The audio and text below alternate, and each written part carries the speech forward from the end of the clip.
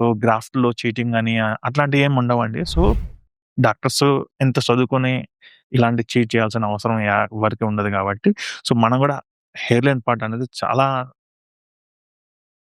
మనం hair line marking చూసుకుంటే అండి, సో, చాలామంది అడుగుతూ ఉంటారు అగ్గరసు హెయిర్ లైన్ అంటే, సో, చాలా కిందకి ఇక్కడికి గీయమని, లేదంటే స్ట్రెయిట్‌గా గీయమని అట్లా అడుగు అ చాలామంది అడుగుతూ ఉంటారండి. కానీ నేచురాలిటీ అనేది చాలా వరకనేది పోవడం జరుగుతుందండి. సో, హెయిర్ లైన్ అనేది కిందకి రావడం వల్ల చాలామంది నేను కరెక్షన్ కోసం మళ్ళీ రీసర్జరీ కోసం రావడం పేషెంట్‌లు గూడా నేను చూడడం జరిగింది.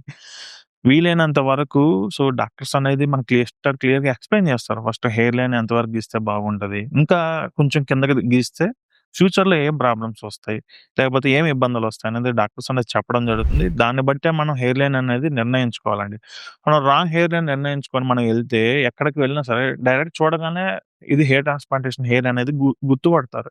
కొంతమందికి అవగాహన ఉంటుంది. హెయిర్ ట్రాన్స్‌ప్లాంటేషన్ అనేది ఈ మధ్యన ఇంటర్నెట్ అనేది ఎక్కువ అవ్వడం వల్ల సో, అవైలబిలిటీ ఎక్కువ అవ్వడం వల్ల మన హెయిర్ అని చూడగానే చెప్పేయడం కొంతమందికి అదొక ఆర్ట్ లాగా అయిపోయిందండి. సో, నేచురాలిటీ అనేది కూడా మిస్ అయిపోతుంది. సో, హెయిర్ లైన్ అనేది అగ్రెసివ్ హెయిర్ లైన్ చాలా కిందకి ఉండడం వల్ల. కానీ ఇప్పుడు మనం గమనిస్తే ఇక్కడ సో, హెయిర్ లైన్ ఎంత వరకు మనకు అవసరమో ఆ ఏరియా వరకు అనేది హెయిర్ లైన్ అనేది గీయడం జరిగింది. సో, టెంపల్స్ కూడా మనకు కొద్దిగా లైట్‌గా ఉండడం వల్ల ఈ టెంపల్‌లో కూడా కొద్దిగా కరెక్షన్ అనేది చేస్తే సో, రేపు ఎక్కడికి వెళ్ళినా సింగిల్ క్లిక్ ఒక ఫోటో తీసుకున్నా సరే, సో, చాలా అంటే చాలా యంగ్‌గా అనేది కనపడడం జరుగుతుందండి.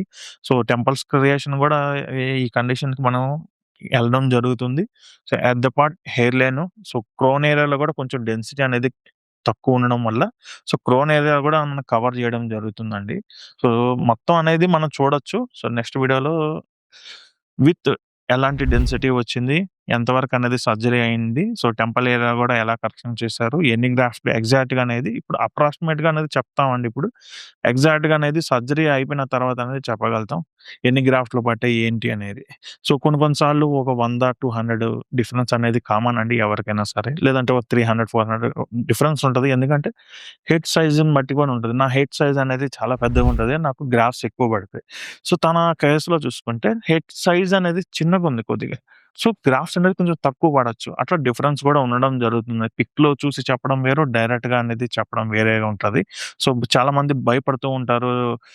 గ్రాఫ్ట్‌లో చీటింగ్ అని అట్లాంటియేమి ఉండవండి. సో, డాక్టర్స్ ఎంత చదువుకొని ఇలాంటి చీట్ చేయాల్సిన అవసరం ఎవ్వరికీ ఉండదు గాబట్టి, సో, మనం గూడా హెయిర్ లైన్ పార్ట్ అనేది చాలా మెచ్యూర్డ్ హెయిర్ లైన్‌కి వెళ్లి మనం మెయింటెనెన్స్ సరిగ్గా చేసుకుంటే హెయిర్ లైన్ గూడా చాలా నేచురల్‌గా అనేది కనపడడం జరుగుతుందండి.